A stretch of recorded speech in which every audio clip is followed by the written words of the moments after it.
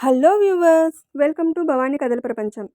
నా ఛానల్లో స్టోరీస్ని చాలామంది వింటున్నారు, కానీ ఛానల్ని సబ్స్క్రైబ్ చేసుకోవడం లేదు. స్టోరీ వింటున్న అందరూ సబ్స్క్రైబ్ చేసుకోండి ప్లీజ్. గంట సింబల్ నొక్కితే చాలు, ఇంకేం చేయనవసరం లేదు. సబ్స్క్రైబ్ చేసుకునే వాళ్ళ పేర్లు కూడా ఎవరికీ కనిపించవు. మీ సహకారమే నాలాంటి రచయితలకు ప్రోత్సాహము. Please subscribe my channel. సరే, ఇక కథలోకి వెళ్ళిపోదాం. కాల్గల్ విభిన్న ప్రేమ కథ 17వ భాగం. తీర్థ కళ్ళు తెరిచి ధ్రువుని అంత దగ్గరగా చూసి గట్టిగా అరవడానికి నోరు తెరవబోయింది. వెంటనే ధ్రువ్ తన చేతితో ఆమె నోటిని మూసి, ఇలలో అరుస్తావు, కలలో కూడా అరుస్తావా? ఇప్పుడే నీకు ముద్దు పెడతాను, అప్పుడెలా అరుస్తావో చూస్తాను అంటూ ఆమె పెదవులపై తన చేతిని తీసేసి ఆమె పెదవులకు అతి దగ్గరగా వచ్చాడు. వెంటనే అతన్ని విసురుగా దూరం నెట్టి సోఫాలో నుండి గబాలును లేచి గది బయటకు పరుగు పెట్టబోయింది తీర్థ. కింద పడిన ధ్రువ్ క్షణంలో లేచి ఆమెకు పారిపోయే ఛాన్స్ ఇవ్వకుండా ఆమె జబ్బ పట్టుకొని ఆపి, ఆమె గది బయటకు వెళ్ళడానికి దారి లేనట్లుగా ఆమె ముందుకు వచ్చి అడ్డుగా నిలుస్తూ ఎడమ చేతితో ఆమె నడుమును చుట్టుకొని తన బాహువుల్లో బంధిస్తూ, కలలో కూడా ఎందుకు పరిగెడుతున్నావు? నిన్నేదో ఒకటి చేస్తే తప్ప కలలో కూడా పరుగు పెట్టడం ఆపవనుకుంటా అని అన్నాడు ముద్దగా. అతన్ని అక్కడ చూసి ఆమె గుండె నార్మల్గా కాకుండా దడతో వేగంగా కొట్టుకుంటుండగా అతను అలా చుట్టుకోవడంతో తప్పించుకునే దారి లేదని ప్రాణాలు అరచేతిలో ఉన్నట్లుగా భయపడుతూ ఆమెకు తెలియకుండానే చెంపల మీద నుండి కన్నీరు జారిపోతుండగా, ఇది కల కాదు, నిజం నిజం అని అరుస్తుంది తీర్థ. ఇది కలే, లేకపోతే నా ఇంట్లో నువ్వెలా ఉంటావు అంటూ ఆమె పెదవులకి దగ్గరగా కదిలాడు. ఇది ఇతని ఇల్లా? అంటే ఇతను రాజేంద్ర గారి మనవడా అని అనుకుంటుంది. ఆమె ఆలోచనల్లో ఉంటుండగానే అతను కలే అనుకుంటూ ఆమెను ముద్దాడాలని అంతకంతకు దగ్గరగా వస్తుండేసరికి, వదలండి అని గింజుకుంటూ తన రెండు చేతులు అతని గుండెల దగ్గర బందీగా ఉండడంతో కష్టంగా కుడి చేతిని కదిపి మళ్ళీ అతని చెంపను చెల్లుమనిపించింది. దాంతో తాగింది మొత్తం దిగిపోయింది ధ్రువ్కి. వెంటనే ఆమెను వదిలి 2 అడుగుల దూరం జరిగి, నువ్వేంటి ఇక్కడ? నువ్వు నా ఇంట్లో ఏం చేస్తున్నావు అని అడిగాడు. ఆమె కూడా భయంతో వణుకుతూ, నేను మే మే అని అంటుంది తడబడుతూ. పెళ్ళి కాకుండానే కాపురం మొదలు పెట్టడానికి వచ్చావా అని అడిగాడు. కాదు, మీ తాతగారికి కేర్ టేకర్గా వచ్చాను, ఆయనకు ఒంట్లో బాగోలేదు అంది. ముసలాడికి ఏమైంది? దుక్కలా ఇంట్లోనే ఉన్నాడు కదా అన్నాడు అమర్యాదగా. అనుభవిస్తున్న ఆస్తి ఎవరిదో కనీసం వాళ్లకు కూడా గౌరవం ఇవ్వడం తెలియదా మీకు అని అడిగి, అతనికి స్ట్రోక్ వచ్చింది, ట్రీట్మెంట్ తీసుకుని 2 వారాలుగా హాస్పిటల్లో ఉండి వచ్చారు అని చెప్పి, ఇంట్లో ఇంతమంది ఉన్నా నన్ను చూసుకునేవారెవరూ లేరమ్మా, నేను కాస్త తేరుకునే వరకు సహాయంగా ఉండమని పిలిస్తే వచ్చాను అంది తీర్థ. ఓ, అయితే ఇక్కడే ఉంటావన్నమాట, మంచిది, ఈలోపే మన పని కూడా కానిచ్చేయచ్చు అన్నాడు వెటకారంగా సాగదీస్తూ. చూడండి, మీరు తప్పు చేశారు, నేను కొట్టాను, అందువల్ల మీరు నా మీద కక్ష కట్టారు అంటే మీకు సారీ చెప్తున్నాను, నన్ను క్షమించండి, నన్ను టార్గెట్ చేయడం ఆపేయండి. నేను మీరు అనుకునేలాంటి అమ్మాయిని కాదు, నేనే రకంగానూ మీ దారికి అడ్డం కాదు, అందుకే నా మానాన నన్ను ఉండనివ్వండి. తాతగారు కాస్త నిలదొక్కుంటే నేను ఇక్కడి నుండి వెళ్ళిపోతాను, ఇప్పుడైతే మీరు మీ గదికి వెళ్ళండి అంది. దాంతో చుట్టూ చూసి, ఓ, ఇది నా రూమ్ కాదా అని, ఏంటి నిన్ను నీ మానాన వదిలేయాలా? 1కి 2 సార్లు నా చెంపన తాకని నిన్ను అంత ఈజీగా వదిలేస్తానని ఎలా అనుకుంటున్నావు అని అడిగాడు. మిమ్మల్ని కొట్టడమే నేను చేసిన తప్పైతే మీరు కూడా నన్ను కొట్టండి, 2 కాదు, మీ కసి తీరే వరకు కొట్టండి అని తన కళ్ళను గట్టిగా మూసుకొని తన చెంపలను అతనికి అనువుగా పెట్టింది. ముఖం మీద పడిన చెదిరిన కురులు, మూసుకున్న నయనాల నుండి కూడా చెక్కిలిని శుభ్రం చేస్తున్నట్లుగా జాలువారుతున్న కన్నీరు, అనిశ్చింతగా ఉన్న ఆమె మోమును చూసి ఆమెకు అతి దగ్గరగా వచ్చాడు ధ్రువ్. అతని ప్రెజెన్స్ ఆమెకు తెలుస్తుంటే కళ్ళను ఇంకాస్త గట్టిగా లోపలకు అదుముకుంటూ తన 2 చేతులతో తన డ్రెస్ చున్నీని గట్టిగా పట్టుకుంది. ఆమె అవస్థ చూసి అక్కడే నిలుచొని ఆమెనే కన్నార్పకుండా చూస్తున్నాడు ధ్రువ్. నెమ్మదిగా కళ్ళు తెరిచిన ఆమెకు అతను మరింత దగ్గరగా ఉండడం కనిపించడంతో గుండె దడదడలాడుతుండగా, మీకు నేనిక్కడ ఉండడం ఇష్టం లేదంటే, ఇంత రాత్రి మీద నేను వెళ్ళిపోలేను కాబట్టి, రేపు తెల్లవారగానే వెళ్ళిపోతాను. అప్పటి వరకు నన్ను భరించండి అంది. ఆ ముసలాడికి సేవ చేయాలనొచ్చావు కదా! నిన్ను బయటకు గంటేస్తే సేవ ఎవరు చేస్తారు? చేసుకో. చేయాల్సినంత సేవ చేసుకో. నా టర్నొచ్చినప్పుడు నీ పని చెప్తాను అనేసి ఆ గదిలో నుండి వెళ్ళిపోయాడు ధ్రువ్. హమ్మయ్య! అని ఊపిరి పీల్చుకుందో లేదో, మళ్ళీ ఆమె ముఖం మీద ముఖం పెట్టినంత దగ్గరగా ధ్రువ్ వచ్చి, ఇప్పుడైనా డోర్ లాక్ చేసుకో. ఈ ఇంట్లో మిగిలిన వాళ్ళు నా అంత మంచివాళ్ళు కాదు అని చెప్పాడు. అతనలా సడన్‌గా వచ్చేసరికి దెయ్యాన్ని చూసినట్లుగా ఎగశ్వాస తీస్తూ, మీ మీరు వెళ్ళిపోతే డోర్ లాక్ చేసుకుంటాను అంది తడబడుతూ. పొమ్మనే అంటావు. దగ్గరకు రమ్మని ఎప్పుడు అంటావు? అని అడిగాడు తాగిన మత్తులో ఊగుతూ. దాంతో ఒక క్షణం కళ్ళను గట్టిగా మూసి తెరిచింది తప్ప సమాధానం ఇవ్వలేదు తీర్థ. ఆమె మోమిని చూస్తూ గుడ్ నైట్ అనేసి బయటకు వెళ్ళిపోయాడు ధ్రువ్.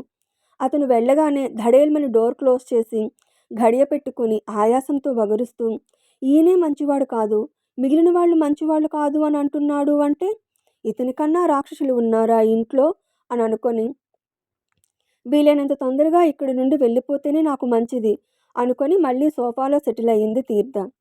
తిరిగి తిరిగి నా ఇంటికే వచ్చావు కదా, ఇక నిన్నిక్కడి నుండి పోనివ్వను అని అనుకుంటూ తన గదిలో మంచం మీద దొర్లుతూ నిద్రపోయాడు ధ్రువ్. రాత్రి 1:30 అయ్యింది.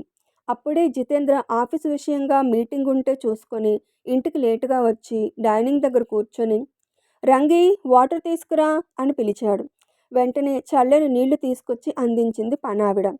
డైనింగ్ టేబుల్ మీద ఉన్న డిషెస్ చూసి వాటి నుండి వస్తున్న ఘుమఘుమలు ఆస్వాదిస్తూ, ఏంటి ఈరోజు ఇంట్లో వంట చేశారా?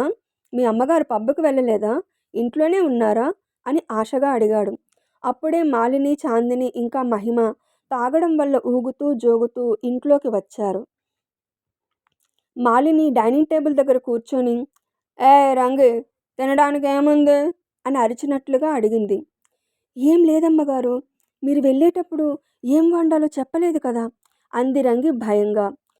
మరైతే ఈ డిషెస్ ఏంటి అని అడిగి మూతలు తీసి చూసి, వావ్ గుమగుమలు అదిరిపోతున్నాయి, త్వరగా అన్నం వడ్డించు అంది మాలిని. సరే అని ఆడవాళ్ళు ముగ్గురికి అన్నం కూరలు వడ్డించింది రంగి. వాళ్ళు చాలా బాగుంది అని రావురమంటూ తింటుంటే, ఇక్కడ మొగుడిని నేనొకడిని ఉన్నానని కంటికి కనిపించడం లేదా?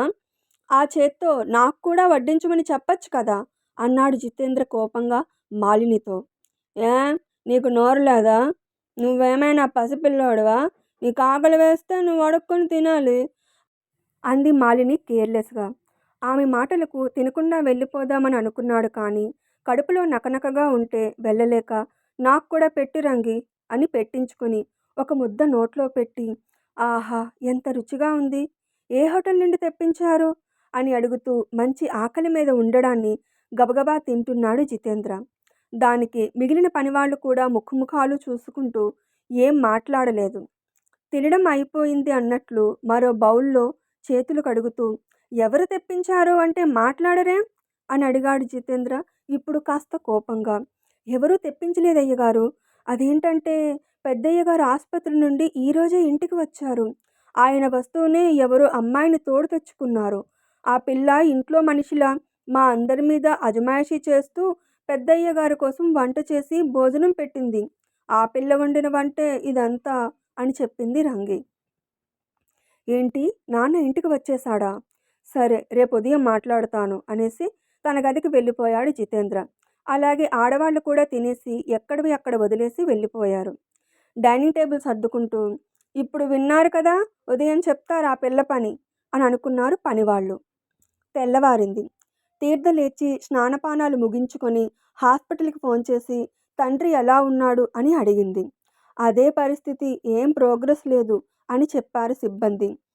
ఆయనలో ఏమైనా మార్పు వచ్చినా లేక స్పృహలోకి వచ్చినా వెంటనే నాకు ఫోన్ చేయండి అని చెప్పింది. వెంటనే రాజేంద్ర దగ్గరకు వెళ్ళి ఆయన ఎలా ఉన్నారో చూసింది. ఆయన మెలకువగానే ఉన్నారు. ఎప్పుడు లేచారు తాతగారు అని అడిగింది. నాకు రాత్రంతా నిద్ర పట్టలేదమ్మా అని అన్నాడతను. అవునా, అయితే త్వరగా రెడీ అయిపోండి, నేను టిఫిన్ చేస్తాను, తినేసి మందులు వేసుకొని కాసేపు నిద్రపోదురు అంది. సరే అని అతను వాష్రూమ్లోకి వెళ్ళగానే తీర్థ కిచెన్లోకి వెళ్ళి ఏ సామాను ఎక్కడ ఉందో పనమ్మాయిని అడిగింది. ఆమె చెప్పలేదు సరికదా! ఎందుకలా ఇంటికి వచ్చిన కొత్త కోడలిలా బిల్డప్ ఇస్తున్నావు? నీ గురించి రాత్రి అమ్మగారితో, అయ్యగారితో చెప్పాము. ఇప్పుడు కాసేపట్లో అందరూ వస్తారు. నీ పెట్టాబేడా రెడీగా పెట్టుకో అంది పనామె. నా సంగతి నేను చూసుకుంటాను. ముందు నువ్వే సామాను ఎక్కడ ఉందో చెప్పు అని రెట్టించింది తీర్థ. మొండిఘటం అని తిట్టుకొని ఏవి ఎక్కడ ఉన్నాయో చెప్పింది ఆ అమ్మాయి. దాంతో ఒక బౌల్ తీసుకొని అందులో గోధుమ పిండి, వరిపిండి, శనగపిండి వేసి జీలకర్ర, కొత్తిమీర, క్యారెట్ తురుము, సరిపడా ఉప్పు వేసి దోసపిండి రెడీ చేసి పెనం మీద దోరగా కాలుస్తూ ఒక పక్క దోసలు వేస్తూ వాటిని హాట్ బాక్స్లో పెడుతూ మరో బాణలిలో పల్లీలను వేయించి తొక్కు తీసేసి ఎండుమిర్చి యాడ్ చేసి మిక్సీ చేసి చట్నీ రెడీ చేసింది.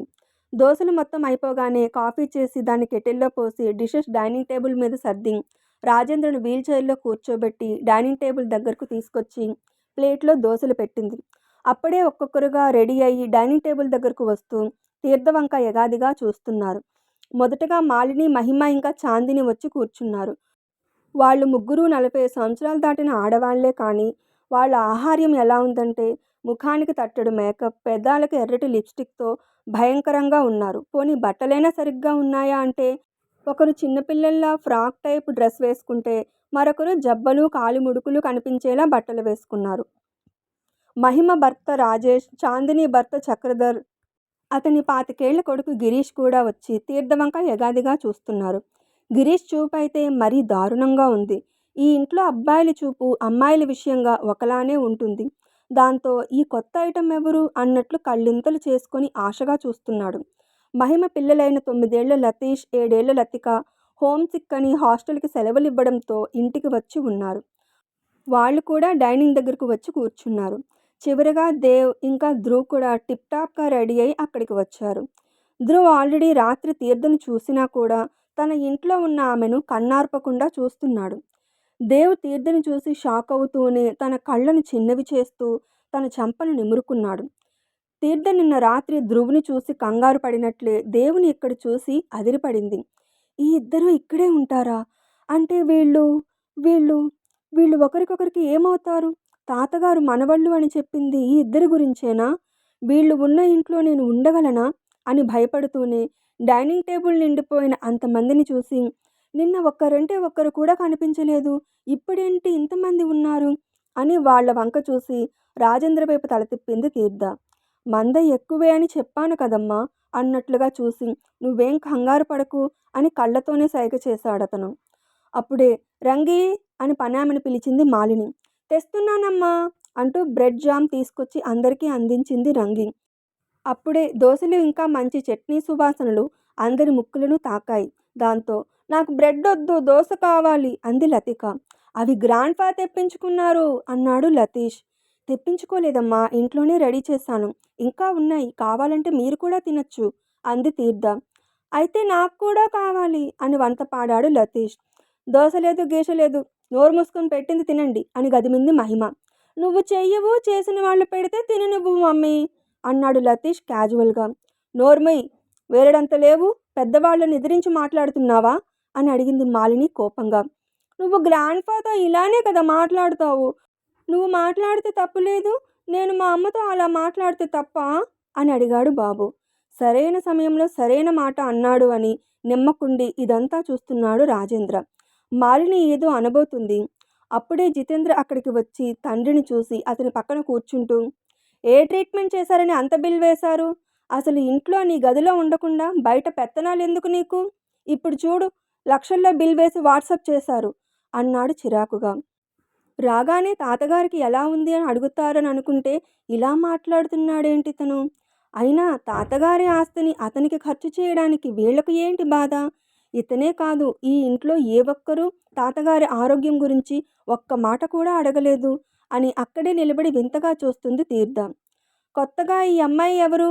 ఇలా ఎవరిని పడితే వాళ్ళని తీసుకొస్తే శాలరీలు ఇవ్వడానికి డబ్బులు ఏమైనా చెట్లకు కాస్తున్నాయా అని అడిగి, ఎంతకు మాట్లాడుకున్నావు అని అడిగాడు జితేంద్ర. 2 వారాల తర్వాత ఇంటికి వచ్చిన తండ్రిని అడగాల్సిన ప్రశ్నేనారా ఇది? బిల్లు ఎంత అయ్యింది అని అడిగావు, కానీ ఒక్కసారైనా ఈ తండ్రికి ఎలా ఉందో చూడడానికి వచ్చావా అని అడిగాడు రాజేంద్ర. అయితే ఇతనే తాతగారి కొడుకన్నమాట అని అనుకుంది తీర్థం. రావడానికి నేనేమీ ఖాళీగా లేను. ఓ ఏదో పెద్ద ఆస్తి ఇచ్చేశాను, బిజినెస్ అప్పచెప్పేశాను అని విరగబడతావు కదా! ఆ బిజినెస్ ఇప్పుడు నష్టాల్లో ఉంది. దాన్ని సరిగా నడిపించకపోతే ఈరోజో రేపో దివాలా తీస్తుంది. అప్పుడు ఈ ఆస్తి అంతా అమ్మినా బ్యాంక్ ఓడీకి కూడా సరిపోదు. అప్పుడందరం చేతిలో చిప్ప పట్టుకుని రోడ్ల మీద తిరుగుదాం అన్నాడు జితేంద్ర కోపంగా. దాంతో రాజేంద్ర చేయి వణుకుతుండగా చేతిలో ఉన్న దోసముక్క చేయి జారి గిన్నెలో పడిపోయింది. తీర్థ అది చూసి, సార్, పెద్దవాళ్ల మధ్యలో మాట్లాడుతున్నందుకు నన్ను క్షమించండి. కానీ ఆరోగ్యం బాగోలేని తాతగారితో ఈ రకంగా మాట్లాడి తాతగారి ఆరోగ్యం మరింత క్షీణించేలా చేస్తే అది మీకు కూడా ప్రమాదమే. ఆ విషయం గుర్తుంచుకోండి అంది. దాంతో, ఓహ్, నాకే కాదు కనిపించిన అందరికీ నువ్వు క్లాసులు పీకుతావా అని రెక్లెస్గా చూస్తున్నాడు దేవ్. అంటే మా నాన్నతో ఎలా మాట్లాడాలో కూడా నువ్వు నాకు నేర్పిస్తావా? ఆఫ్టర్ ఆల్ పని మనిషివి, నువ్వెంత, నీ బ్రతికెంత అన్నాడు జితేంద్ర కోపంగా. ఇంకా ఉంది. ఇప్పుడిక్కడ ఏం జరుగుతుంది? పనివాళ్ళు అన్నట్లే జితేంద్ర, మాలిని తీర్థపై కోపం చూపి ఆ ఇంట్లో నుండి వెళ్ళగొడతారా? ధ్రువ్తో పాటు దేవ్ కూడా అక్కడే ఉన్నాడని తీర్థ కూడా అక్కడ నుండి వెళ్ళిపోవడానికే సిద్ధపడుతుందా?